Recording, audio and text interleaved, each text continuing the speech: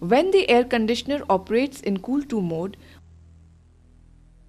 both the refrigeration systems are energized together to provide maximum cooling power. In cool to mode, both the compressors are energized at the same time. The compressors discharge hot refrigerant gas into the condenser coils.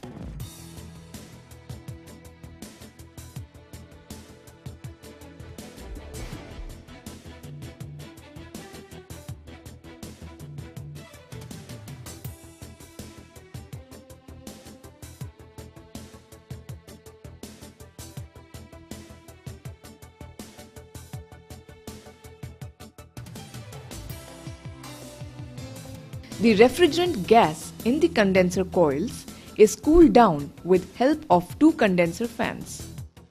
The condenser fans are always switched on when the air conditioner operates in either cool 1 or cool 2 mode.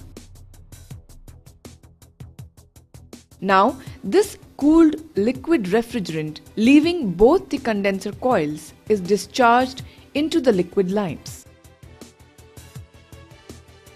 When the liquid refrigerant enters the thermal expansion or the TX valve, its pressure drops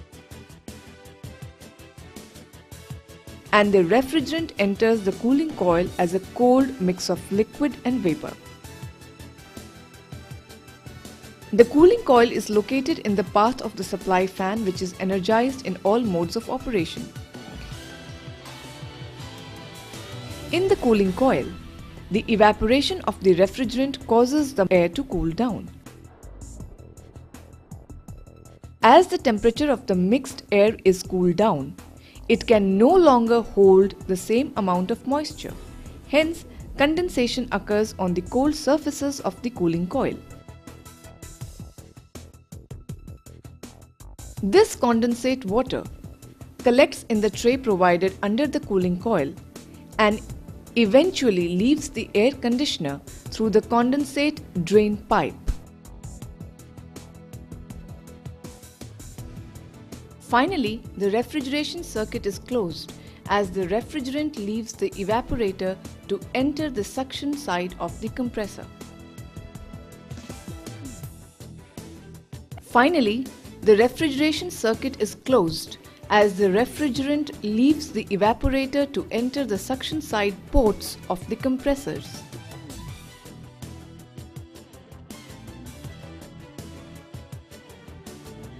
Each cooling circuit is protected by a low pressure switch.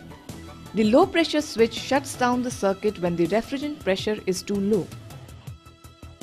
The high pressure switches shut down the circuit when the refrigerant pressure is too high. The refrigerant solenoid valve is located in the liquid line are kept open when the respective refrigeration circuit is switched on. The solenoid valve is closed when the refrigerant circuit is switched off. The filter dryers installed in the liquid line remove traces of moisture from the refrigerant. In addition, they provide a physical filtration to trap potentially harmful particles and contaminants. If the ambient temperature exceeds 50 degrees centigrade, the HVAC controller will energize the hot gas bypass solenoid valves.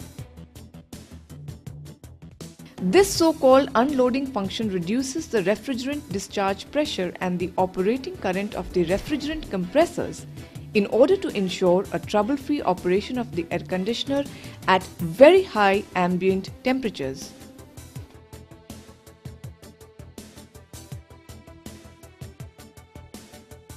The compressors are protected with three-phase motor protection circuit breakers CMB1 and CMB2 located in the control panel of the air conditioner.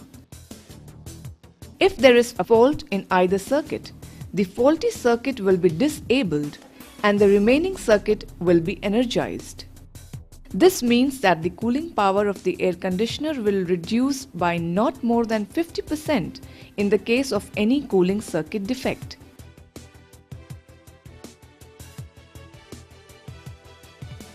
Since there are two air conditioners and 4 cooling circuits per car.